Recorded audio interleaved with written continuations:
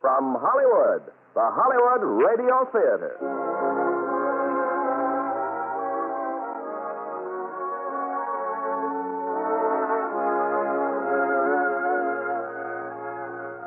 Starring Van Johnson and Kathryn Grayson in Grounds for Marriage. Ladies and gentlemen, your producer, Mr. Irving Cummings.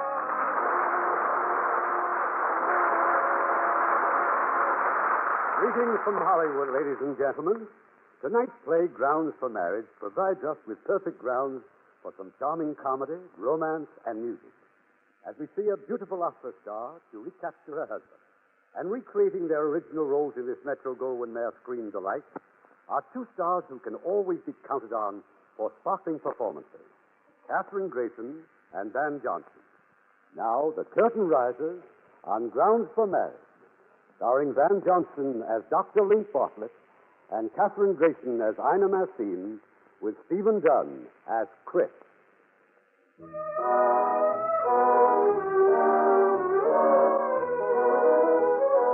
A few hours ago, a young and beautiful singer arrived in New York after 2 years of Europe and South America.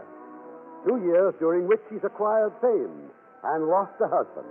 Our first caller is Mr. Herbert Delacourt, manager of the opera company. Well, Ina, dear, now that you've told me all about South America, what about this apartment? Do you like it? Oh, I think it's beautiful, darling, and thank you for all your trouble. But am I just rich? 2 weeks from today, you sing in Lucia de l'Amour, and no more worry. Oh, darling. Now. No need for emotion. We need you, and thank goodness you need us. Have you spoken with your ex-husband? No, what makes you think of him? Oh, nothing special, unless it's his picture there on the mantel. When I got your things out of storage, I didn't know I was resurrecting Dr. Bartlett. You weren't. I know. You don't mean there's a chance of your getting together again? Well, just between us, darling, I thought there was, so I phoned him from the airport. He hung up on me. Lincoln Bartlett is an idiot. His patients don't seem to think so. I understand he's doing rather well. Any man who lets you get away from him belongs in a... Oh, what? well, speaking of doctors, reminds me that I have to get a soloist for the Doctor Symphony. Dr. Symphony? Oh, yes, they're rather good, you know, talented musicians as well as doctors. They give a concert every year, and naturally they tapped me for the vocal artist. When is it, darling? Saturday night. They're rehearsing tomorrow night at the hospital. Oh, I'm sure that Frida Melbourne would be glad to help them out. Is it anything I can't do? Oh, of course not, only, well, it's that ex-husband of yours. He's their oboe player. Oh, really? Well, I'd like that, darling. I want Linc to know I've made good. Tomorrow night, 7 o'clock? Fine. I'll pick you up, Ina. And stop looking at me like that. I know exactly what I'm doing.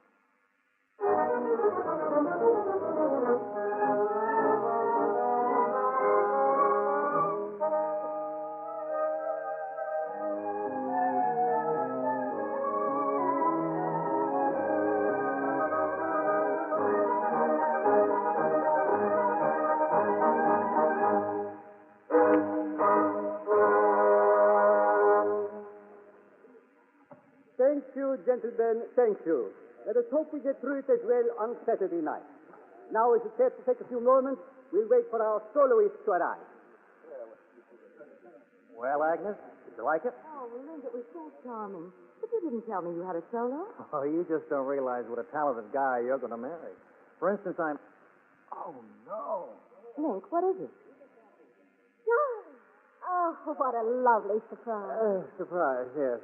Ina, this is Agnes Young, my fiancée. Agnes, this is Ina Massine, my wife. I mean, my ex-wife. Fiancé? Yeah. How do you do? Oh, congratulations, I didn't know. But what are you doing here, Lincoln? Don't tell me you're part of the orchestra. Oh, well, I'm just... He's one of the oboists. Still trying, huh? Why don't you give up this horrible conceit that you're a musician and just stick to looking down people's throats? Oh, the years haven't changed you any, have they, Ina? But you wish they had. Yes. Well, I'd like you to meet our conductor. Doctor, I'd like you to meet Miss Massine. Miss Massine, how very kind of you to help us out. Doctor, gentlemen, Miss Ina Massine. Thank you. Thank you very much. I hope we have a wonderful evening. We have had to excuse our second trombone and the flute player, Miss Massine, both obstetricians. But they have promised me faithfully on the night of the concert no baby. And now, if you are ready, Of course. gentlemen, sempre libera from La Traviata.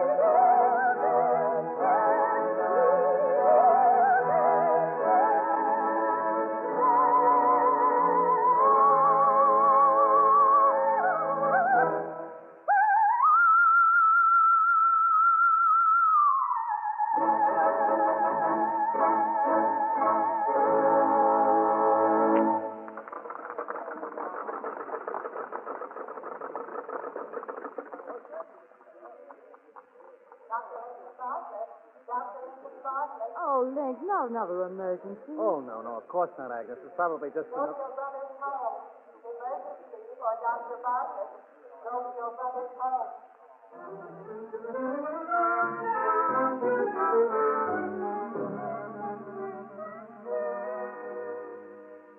Well, come on in, Linc. What are you so excited about? All right, Chris, what's the matter with you? Matter? The hospital said my brother called, an emergency, to get over here right away. But all I said was for you to get in touch with me. Well, maybe I did say right away at that. It's this new number, Linc. Just came in from the factory. Now, as my brother, an eminent authority, I wanted your reaction. Toy ambulance? Mm-hmm. You called me from the hospital to ask about a toy? Well, you weren't operating, were you? I was rehearsing. Do they rehearse for operations? Very funny.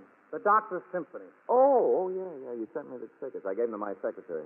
Oh, Ina's not going to like that. She's the soloist. Now, look, about this toy ambulance. The factory says we... Ina? Did you say Ina? When did she get back? How is she? How does she look? Well, she looks like she might be a bit of a problem. Oh, has she met Agnes? They met each other. You know, you never did know how to handle Ina, you know. Oh, and I suppose you did. Well, if I may say so, yes. Yes, I did. Now, look, about my ambulance here. But Agnes is waiting for me, Chris. I sent her home in a cab. I promised to drop by and say goodnight. I'm sorry, Linc. Maybe I shouldn't have called you just for this. But try to remember it was the Bartlett Toy Company that put you through medical school. Well, send it over to the clinic tomorrow. I'll have the ambulance staff look it over. Oh. Tell Agnes I'm sorry I broke up her evening. Oh, she'll forgive you. Wonderful girl, Agnes. She's had great training being a doctor's daughter. What did she say about Ina? Nothing at all. What did you expect her to say? Oh, now, look, I just said that Agnes is a very understanding girl. You bet she is. And if you think for one moment that Ina's coming home is going to make the slightest... Wish me luck, will you? Go on, get out of here.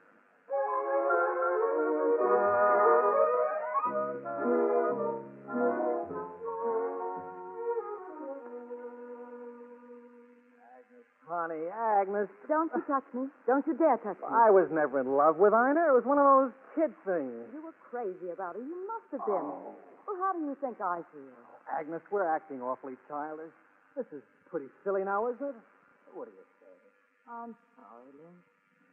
It's much better. It's just that I happen to be in love with you. And meeting her tonight, well, she's a very beautiful girl, and it's pretty clear she's got designs on you. How can you even imagine that All right, let's forget it. Now, what was wrong with Chris? Oh, emergency in the toy department. Is that all? And for that, you had to miss Mademoiselle Massine's encore? Or should I say, Madam Bartlett? I just can't get used to the idea of your having been married. Well, neither can I. It was different when she was away. You know I adore you, don't you, Agnes? Are you sure, darling? We've been engaged an awfully long time. Well, let's break our engagement and get married, huh? How about November? November 1st. Or thereabouts. We don't have to invite her, do we? Oh, look, Agnes, if you're as worried as all that, I'll even get someone else to play in the orchestra Saturday night. I'll never even see her again, okay? Oh, Linc, that's wonderful. How wonderful. Come here, darling. Let me show you.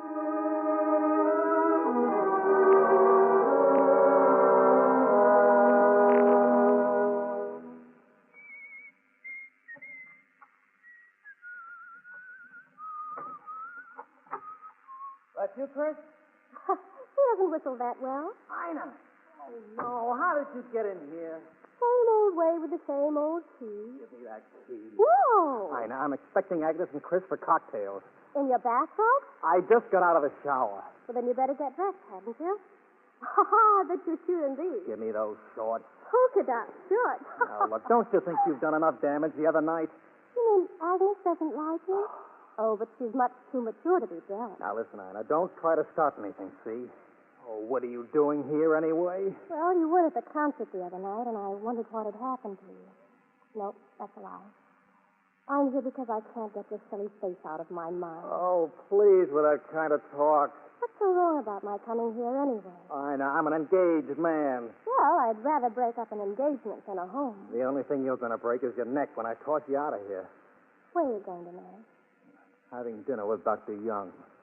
Oh, yes. Her father's a doctor, too. Are you kidding? Only the best nose and throater in town, and yours truly happens to be his assistant. Have you slipped so low that you're marrying the boss's daughter? For your information, Dr. Young selected me from 50 candidates on the basis of my record and my personality. I didn't even know he had a daughter. How long did it take you to find out? Well, it wasn't love at first sight the way it was with you. You can say that again. This is solid. Agnes understands me, and we never fight. Sounds dull. So, huh? She's going to make a wonderful doctor's wife. So would I. You had your chance. You proved that opera and operations just couldn't mix. Well, people can change, can't Oh, they? change. Not you, baby. You haven't changed except in looks and size since the day you were born. Thanks. You're welcome. It's a good thing we called it quits when we did. Oh, you're just saying that because Cindy has done something for you. Goodbye, Anna. Oh, I'm sorry things didn't work out better for us, Linc. I know now that what we had was the real thing. You think it was all my fault, don't you, darling? What does it matter? You're going to be a great opera star. That's what you wanted, wasn't it? Oh, only I hadn't been so young when we were young, and you so unsophisticated. Unsophisticated. I'd call it sensible. Well, that's a nasty thing for you to say. You make it sound as though you kicked me out. Well, that's just what I'm doing now, sister. And if you think you're getting rid of me this easily, you're crazy. This is the sanest I felt all day. And I know why you're so mad about Agnes. Because she's just a pale imitation of me. Pale imitation? Well, for one thing, she doesn't try to push me around all the time. You were born to be dominated, Linc. Oh, I was. Yes, you're a real henpeck, and the sooner you realize it and give in, the better everyone else will be. Okay, now do me just one more favor, will you, pal? Don't try to louse me up. You're loused up already, pal. Look. Well, this is the right apartment, isn't it? Oh, Chris, Agnes. Hello, darling. Greetings, brother-in-law. I know. How wonderful you look. Really? Well, I was just leaving, Chris. Only I did want to see my former relative again. Still in business to make little boys and girls happy? Uh-huh. And big girls, too. Good. Well, make me happy and come to hear me and Lucia Delano, will you? Every performance. Oh, one will do. You too, Linc, darling. Oh, Thank you so much, Mrs. Scene, but we're driving up to Father's place in the country for the weekend. That's right. What day is it, your debut? A week from Saturday. What a shame. That's the weekend. You're both so sweet. Well, goodbye, Chris, darling. Goodbye, gorgeous. Well? Well, Let's all think of something funny to say. yes. It better be good.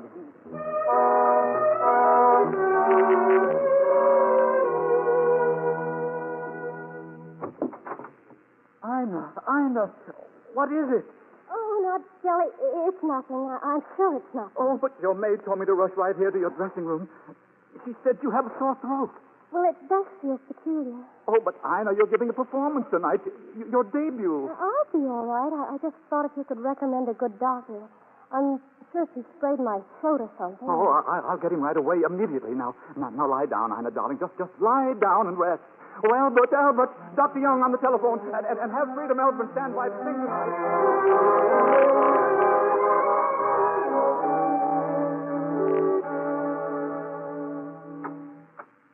Linc, how nice of you to drop in. You? Well, all I said was it was... And all Delacourt said was to rush the dressing room E. I was called here to see a patient. This is a pretty cheap gag just to get me down here. Now, just a minute. My throat felt peculiar and Deli sent for a doctor. How you made it, I'll never know. I told you I was Dr. Young's assistant, didn't I? Oh, you mean that perfect girl's father? Deli sent for him? We'll get him over here right away. He's gone to the country for the weekend, and I'm on my way to join him. And that perfect girl, if you'll just stop your clowning. You're the clown. I'm facing a debut performance, the biggest test of my life, and suddenly my throat starts to hurt, and I want someone besides a horse doctor to look at it. Oh, sit down, Lina. Open your mouth. Don't bother. I'm sorry I started arguing with you just before curtain time. You nervous? Why should I feel nervous? There are only 2,600 people in that audience, and every critic in New York waiting to tear me apart. I feel fine. Sit down, Ina. Let's have a look at that throat.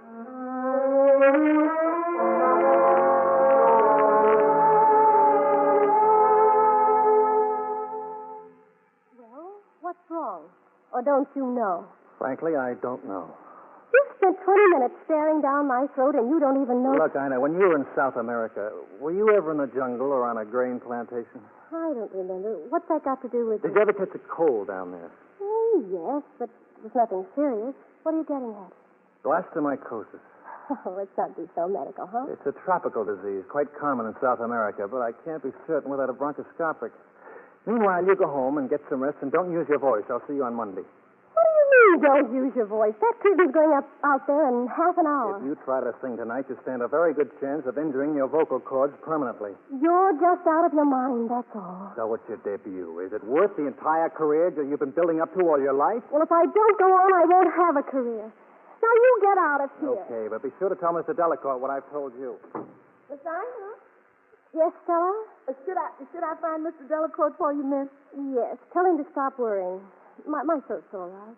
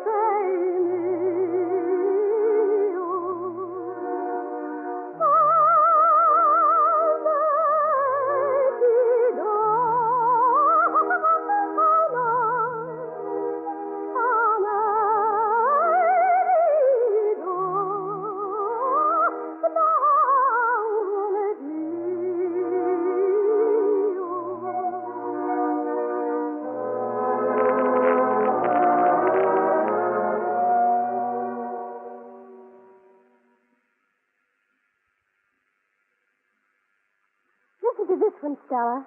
Against medical advice, Miss Ina Massine went on in the tradition of all good troopers and sang like an angel. Oh, I can top that one, Miss Ina. Here's the Morning Globe. Ina Massine established herself as the brightest star in the opera's expanding firmament. And here's another item here, Miss Ina. It's about Dr. Bartlett. You reckon he's got a press agent? Why? Did he make another bad diagnosis? I can't tell yet. He sure looks pretty good to me. Let me see that. Miss Agnes Young, social favorite, to wed Dr. Lincoln Bartlett. November 12th has been announced as the date of the wedding. What right is he to do this to me? What right? Well, he must be insane. Miss Ina, what is it? He said I wasn't a good wife. He said it was all my fault. But it wasn't, Stella, it wasn't. Well, I tell you, Miss Ina... Just look at him. Look at that picture of him. That silly henpeck face. No, I don't want to look at it. Take it down, Stella. Well, Miss Ina, you... You heard me. Take it down. That miserable idiot. I hate him. I hate him. Miss Ina, what's the matter? You're moving your mouth and nothing's coming out. Your voice. You can't even talk. Oh, Miss Ina, what do we do? What do we do?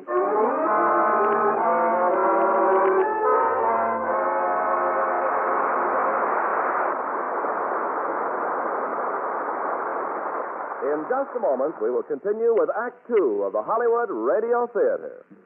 Make a friend, and you make an ally. There's a thought for you to keep in mind, as many another American has. A group of people in Seattle, Washington thought about it and did something about it. The owners of a large knitting mill there discovered that they had an overstock of yarns and pieces of material which they couldn't use.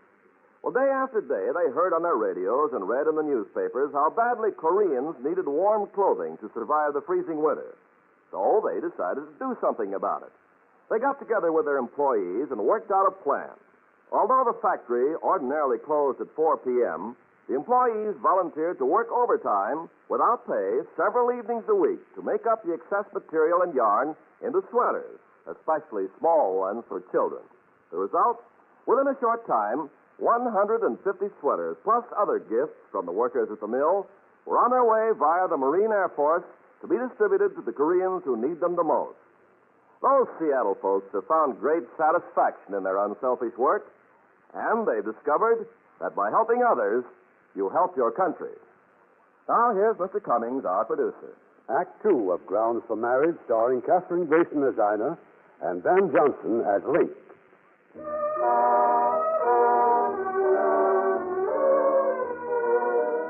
A few frantic hours have passed since Ina lost her voice. Mr. Delacourt of the opera has sent for Dr. Young, who's dashed in from the country with his reluctant assistant and prospective son-in-law, Linc Bartlett, now in the consultation room of the hospital. Where's Ina? What have you done with her? There was no need of her staying here at the hospital, Mr. Delacourt. She'd be more comfortable at home. But what about her voice? Well, that's a good question.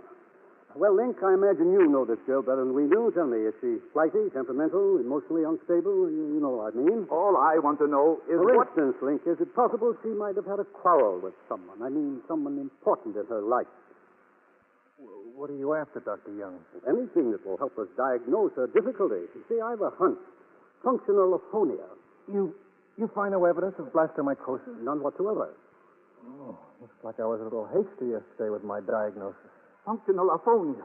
Now, what's that? Well, aphonia or loss of voice may be diagnosed when no known cause is found. A nervous shock may produce it. Nervous shock? Yeah.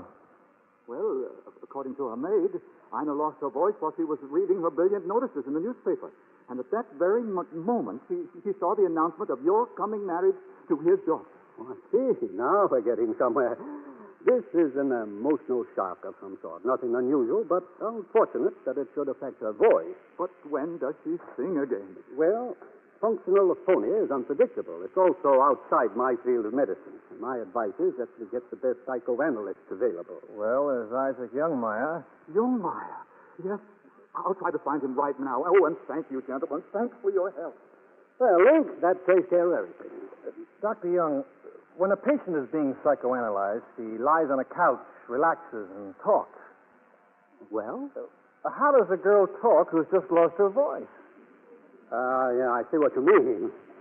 Well, I'm no analyst, but it seems to me that she hasn't faced the reality of the breakup of her marriage. Am I right, Lincoln? Yes, Doctor. The very fact that the man who was once her husband could reconstruct his life more happily without her Well, that's upset her to the point where she imagines herself to be in love with him all over again. But it's peeling her imagination, Doctor, believe me. Well, she's still young and very attractive, and she'll find a new interest. And when her emotional security is restored, her voice will return. Just like that. And meanwhile? Tell Delacourt to forget young Maya. I better phone Agnes, hadn't I, Doctor? Good. Tell her we'll be back from the country in time for dinner. Oh, as long as we're in town, Doctor, would you mind if I stopped off and saw my brother? Go right ahead, my boy. Go right ahead.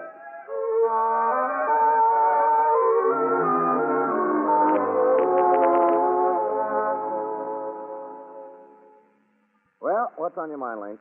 I've got a problem, Chris. A bad problem. Yeah, so have I. The siren on the new ambulance, it won't work. It's Ina. She hasn't got blastomycosis. Well, certainly glad to hear that.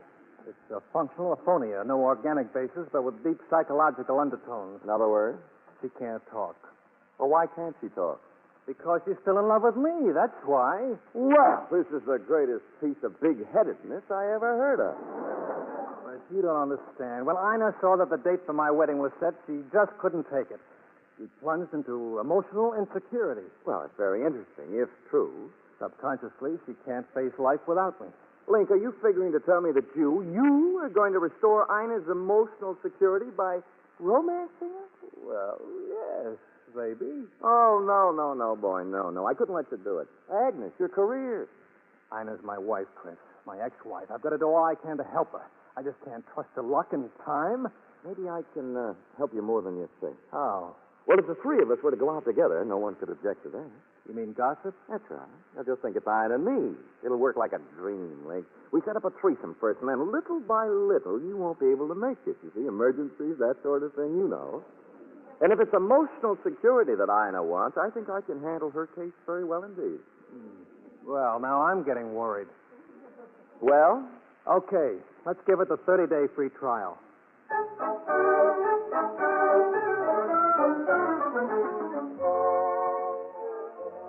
Now this is what I call living. You see, Ina, once we get away from my half-wit brother, things happen.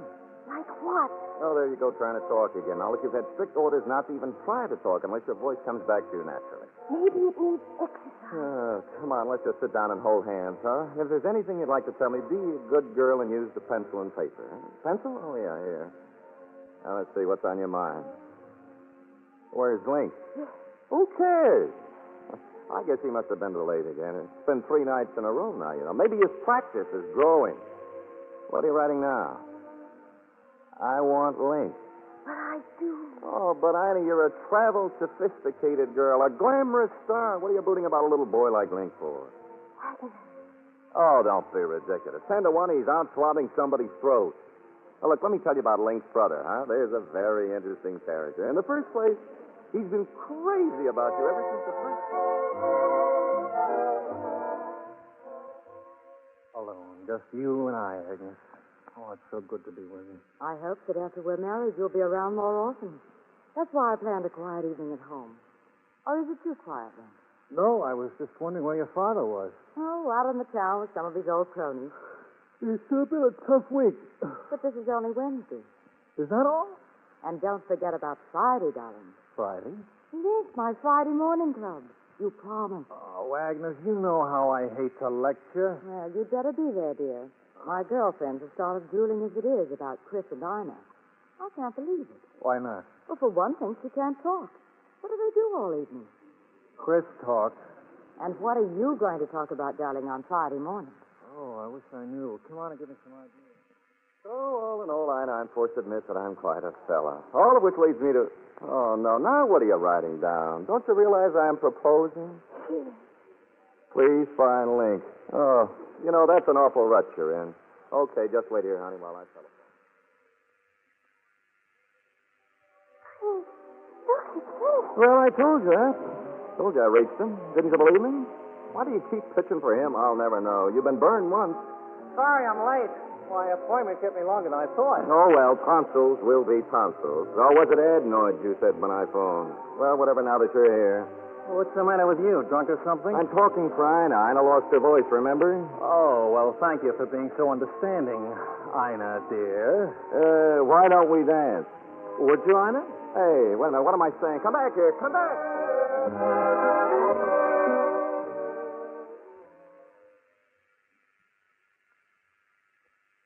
Good morning, Dr. Bartlett. May I come in? Oh, Agnes, well, this is wonderful. Yeah, what a beautiful suit. Thank you. What are you doing downtown so early in the morning? I'm taking you to your lecture, remember? Oh, the Friday morning club, of course. Oh, I'll be right with you, dear. Sure is a beautiful suit. You've already said that. Oh, did I? Yes, I guess I did. Darling, Oh, remember when you were over at the house on Wednesday night, and then you had to leave that phone call, that emergency case? oh yes, dear. Why? And remember when you asked about Father, and I said he was out with some old cronies? Father saw you, darling, in a nightclub. Oh, he did? Yes, dear. He saw you with your brother and Ina Massine. That's not nice, Linc. Oh, Ina's my patient, Agnes. She needs help. You're a nose and throat specialist.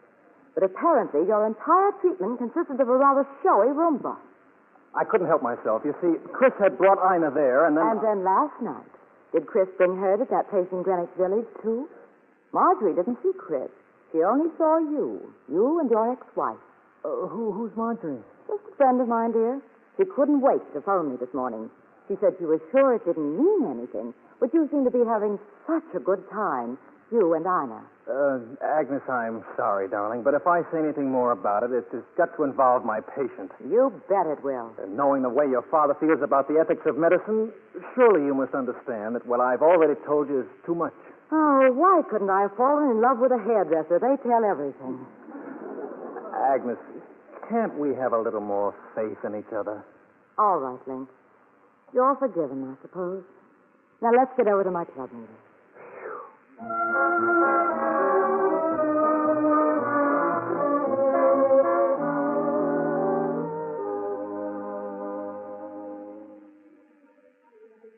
So you see, girls, in addition to being a rather well-known nose and throat specialist, our speaker also happens to be my fiancé. And this morning he's found time to tell us all about the common cold, why we get it, and what not to do about it. Dr. Lincoln Bartlett. Ladies and, ladies. I want to talk to you this morning about a new field of medicine and its relation to the common cold. And there is nothing so common as the common cold. Oh, dear, please excuse me, Doctor. Yes? The air conditioning. It's bothering you, isn't it? Let me have it turned off. Oh, no, it's fine. Thank you. It's all right. Now, you've all heard of the word psychosomatic.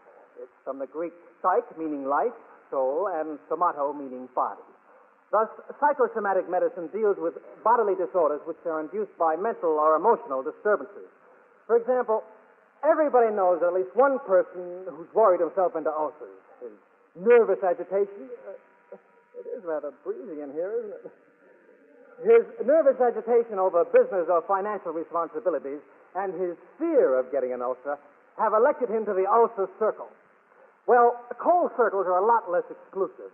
They ride the subway, they include the office boy and the second maid. Everybody belongs, including the Friday morning club. Now, if I, as a doctor, constantly treating all kinds of nasal and throat infections, were afraid of getting a cold, if I felt fear every time I was exposed to an infection by a patient, or if I worried, I would probably spend most of my life with a cold. But I haven't had a cold in 2 years. Allowing for reasonably good health, I believe that the seeming immunity of doctors to the contagious diseases they treat is due to their lack of fear. Now, we all know people who are afraid of a draft. If they walk past an open window, they sneeze. Now, a draft can't give you a cold all by itself, but if you're afraid of catching a cold, pardon me, or if you're in an agitated emotional condition, other factors are conspiring within your body to make you susceptible to the germs we all harbor. In conclusion, let me say that if you do get a cold, remember, all you can do is try to get relief from the symptoms. You cannot cure the cold. Those drops are helpful if used in moderation. Aspirin soothes headaches, muscle pains, fever, things that go with a cold. Antihistamines may arrest your sniffles, but should not be taken without a doctor's advice. Little attention need be paid to fluid intake if the cold is simple and uncomplicated, except alcohol, in very reasonable doses, of course. Expands the blood vessels and restores circulation to the chilled mucous and membranes. Are there any questions? But, Doctor, what are you going to do about your cold? Madam, I'm going home to bed, and if you succumb to your fear and catch my cold, I advise you to do the same. Good morning, ladies.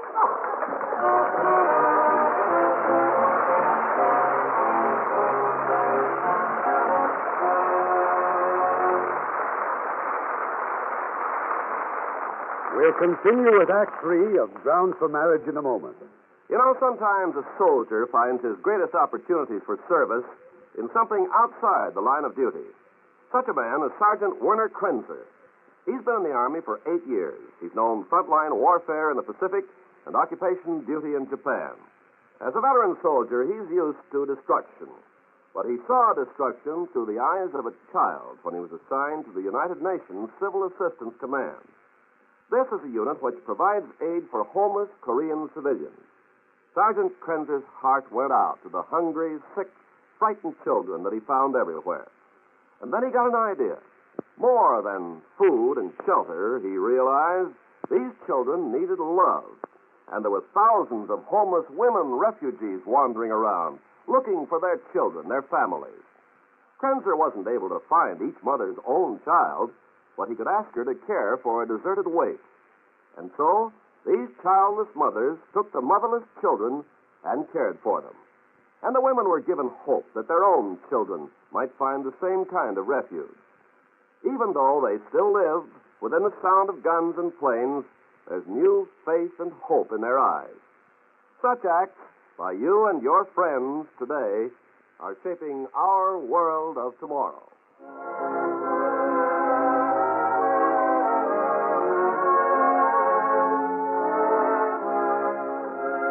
We pause now for station identification.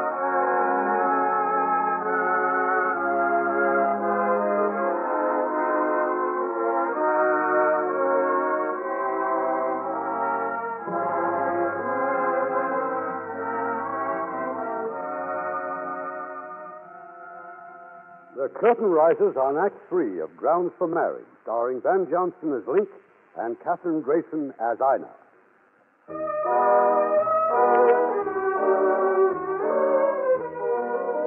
The guest speaker of the Friday Morning Club has sneezed his way home and staggered into bed.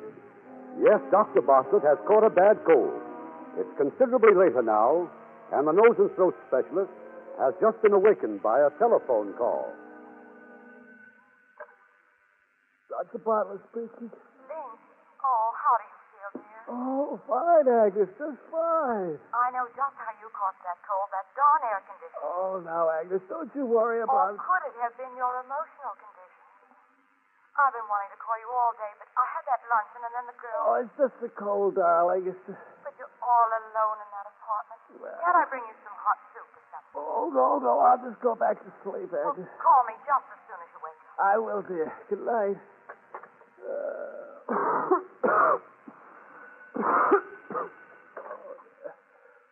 Dr. Bartlett speaking. This is Stella, Doctor. Miss Ina's maid. Oh, Stella, how's Miss Ida? Oh, she's fine, Doctor. She still can't talk, so she said for me to tell you that maybe if you took her out again tonight... Oh, I'd like very much to, Stella, but I've got a cold. My, you sure got something. You tell Miss Ida that I'll see her in a couple of days. Goodbye, Stella.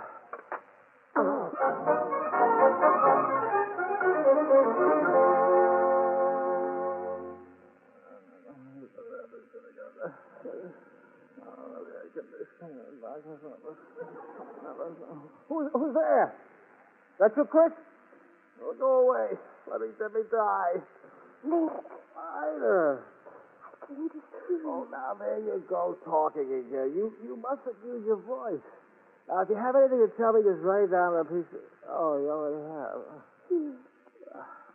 Which would you rather have first? The foot bath, the hot soup, or the toddy? They're all ready. Oh, well, but how did you... I still have it. Now, don't talk. Ida, you know I was just dreaming in there. I think I'll have my foot bath first. Where is it, Ida? I'll just get out of bed and... Ow! Too hot? Oh, no, it's fine. Oh, I'm so hot, Ida. I'm so sick. Oh, no. No, don't be alarmed. It's just a head cold. Now what are you doing? Soup. Oh, soup. Well, I am a little hungry. Later, baby, later.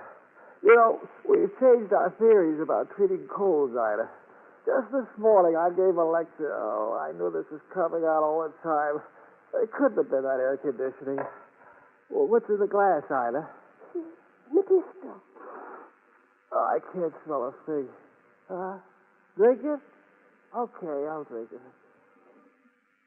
Oh. Quite an alcoholic content. Drink it all. Are you talking again? This is the new theory. It stimulates circulation. That's about all we can do for the common cold. Ida, what else did you put in this drink? Huh? Oh, yes, aspirin. Very good.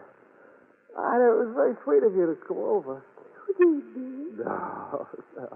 But it was still very thoughtful of you. Now, can I have my seat back, please?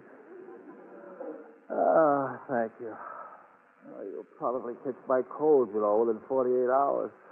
By that time, I'll be able to take care of you. Why didn't you have sense enough to stay home? Oh, boy, you sure slugged that drink. Linc? Everything okay, Miss Ida? That big elephant to sleep, would you? You gonna stay here? You are. Good luck, Miss Ida. Now what you doing? Gonna play the phonograph, huh? Oh, sit down, Miss Ida. I'll do it. You feel like bebop, ballads, or Beethoven? Well, what do you know? This is you, Miss Anna, right here on the top. The Massine album. That's right. You sure you want it, Miss Anna? Ever since you lost your voice, you've been saying you never wanted to hear yourself sing anymore. Put it on, please. Yes, ma'am.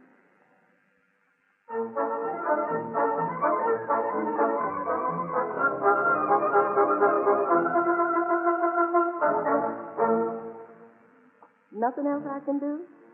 No? Okay, Miss Anna, I'll go out home.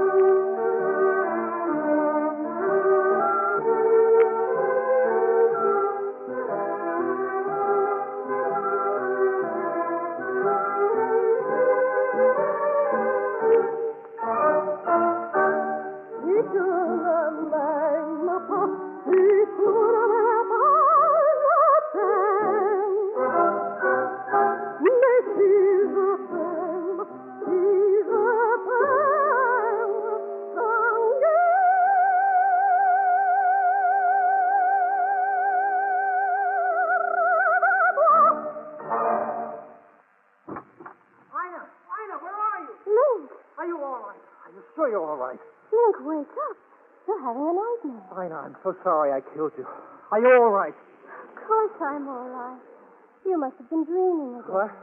Oh, I dreamed we were doing Carmen. I was singing Escamillo, and I stabbed you. You were singing. Well, okay, you had a night nap. And after I stabbed you, I know you can talk. I mean, really talk. What? Oh, I did. Oh, darling. Say it again. Oh, my darling. You're cured. I cured you. Linc, you suppose I could ever... Ever sing again? Sit down, Ina. I'll put on a record. No, don't. You'll never know unless you try. Now, here's one. Now, go on and try it. Sing to it.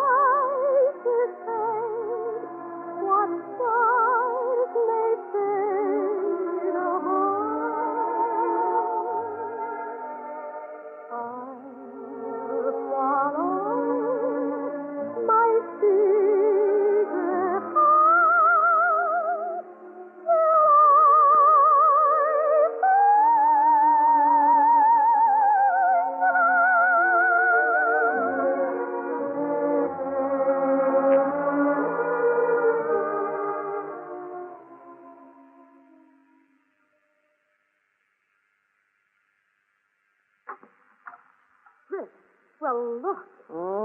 Agnes! Oh, please, don't let me interrupt anything, especially such an ardent love scene. What's the clinch? But you don't understand. It worked. It worked. Brother, how it worked.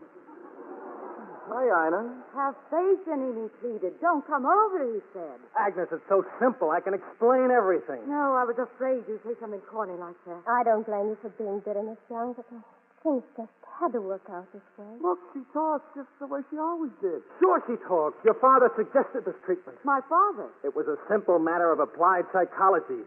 Ina's aphonia was purely psychosomatic. I cured her. Agnes, you're not listening. My ears are working even better than my eyes. Agnes, I've been assisting Linc here with his treatment ever since it started. Now, maybe I can explain it to you in words of one syllable. I understand medical English as well as any of you. And what about the Hippocratic Oath? Doesn't it say something about a physician having to treat a patient regardless? Oath or no oath, is the treatment of this prima donna finished, Doctor? Yes, Agnes, yes. Now, just a minute, all of you. I know this Linc Bartlett better than anyone else in the world. Ina. And if you think you were making love to me just because of my voice, you're crazy. Ha ha, you tried to stay away from me, all right, didn't you? But you just couldn't because you're mad about me. You and your psychology and your psychoanalysis and your psychosomatics. I hate you. You don't even know the difference between a psycho and a soprano. Well, now, if I may... No, you may not. But I've got something for you, too, big brother. And when Linky Boy's rich, respectable marriage to Her Highness here ends in functional heart attacks and psychosomatic ulcers, remember, she's the cause, not the cure. And as for me, thank you very much for the treatment, rough as it was. Hey, you forgot your raincoat. And now that she's cured, Linc, I suggest you restrict your practice entirely to the... Are you listening to me? Yes. I mean, he is. Do you want to marry me? Yes. I mean, he does. When and where? Darling, I'll marry you anywhere, anytime, anything that'll... What did you say, dear? Linc, speak up, boy. Say something. Don't just stand there holding your throat. Chris, look at him. Oh, he's just too nervous, Agnes, that's all. He's got a lot on his mind. Talk to her, boy. Talk to her. He doesn't have to talk because there's nothing for him to say. If he doesn't want me, I don't want him. I'm not a doctor's daughter for nothing. I know your symptoms. It's a pity they're not fatal. Well, Linc, you did that fine. Just fine. You know, you ought to be an actor. Now, what is... Oh, no. I'm the level, Linc? You can't talk? You mean you got that holy smoke. Functional aphonia due to shock? Oh, Linc. Look, stay here. I'll bring both those girls back and we'll settle this right now. You, Mr. Bartlett? Oh, hello, officer. Ina! Look, does this character belong here or doesn't he? No, I don't belong here, I keep telling you. I only left my raincoat here, and it happens to be pouring outside. I found her out in the street talking to herself. Well, what if I was? I haven't talked to anybody in days. Of course she belongs here, officer. She's my idiot sister. Thank you for taking her off the street. Well, keep her here.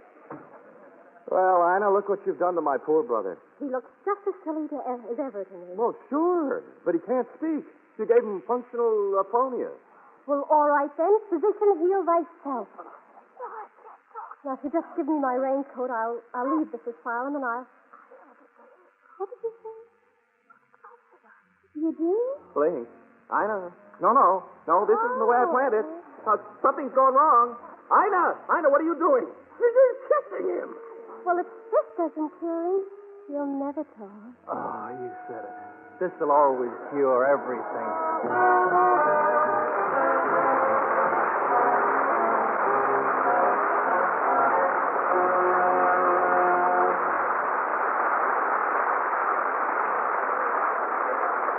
In a moment, our stars will return.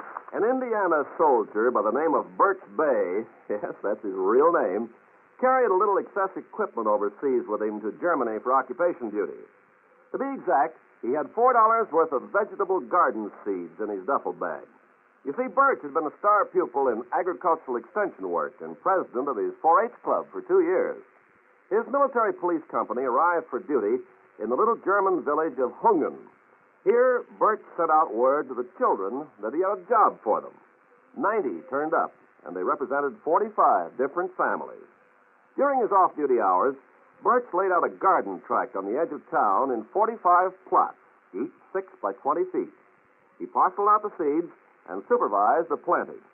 An astonishing quantity of vegetables was raised, and something else was raised, too.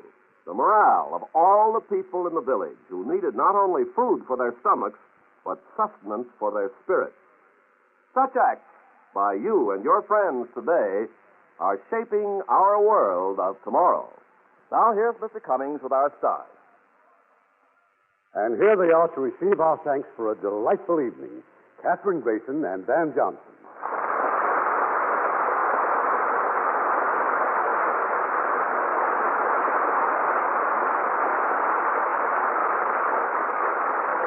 And we're also very happy that you have your voices back. Well, I can't sing like Kathryn, Mr. Cummings, but it's the only voice I have, and I'm rather attached to it. I understand you're returning to MGM to make a picture. Yes, and I'm thrilled about it, Irving, because it's Kiss Me Kate. Oh, Kiss Me Kate. Well, don't just stand there. Pucker up. I, for one, can hardly wait to hear you sing all those wonderful songs, Kathryn. And what else is going on at MGM, Van? Well, Kathryn will find us very busy making lots of wonderful pictures. Surely you've already seen our new Technicolor production of The Prisoner of Zenda, starring Stuart Granger and Deborah Carr. I've heard nothing but raves about it, Van. And I've heard nothing but raves about your play the next week, Irving. I'm not surprised, Kathryn, because it's filled with action, excitement, and suspense. It's Paramount screen hit Submarine Command.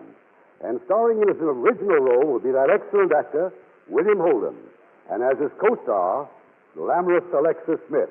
We'll be listening. Good night. Good night. Good night, and all our thanks. This is Irving Cummings saying good night to you from Hollywood.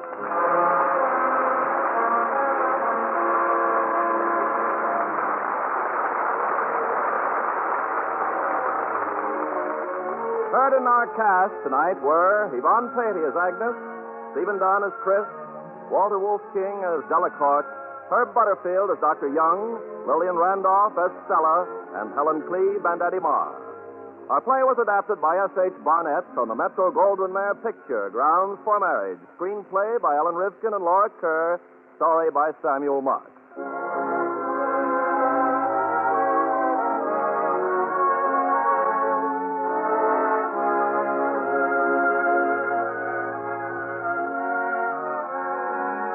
Radio Theater is produced by Mr. Irving Cummings. Our orchestra is under the direction of Rudy Schrager. This is Ken Carpenter inviting you to join us next week at this same time for another presentation of the Hollywood Radio Theater.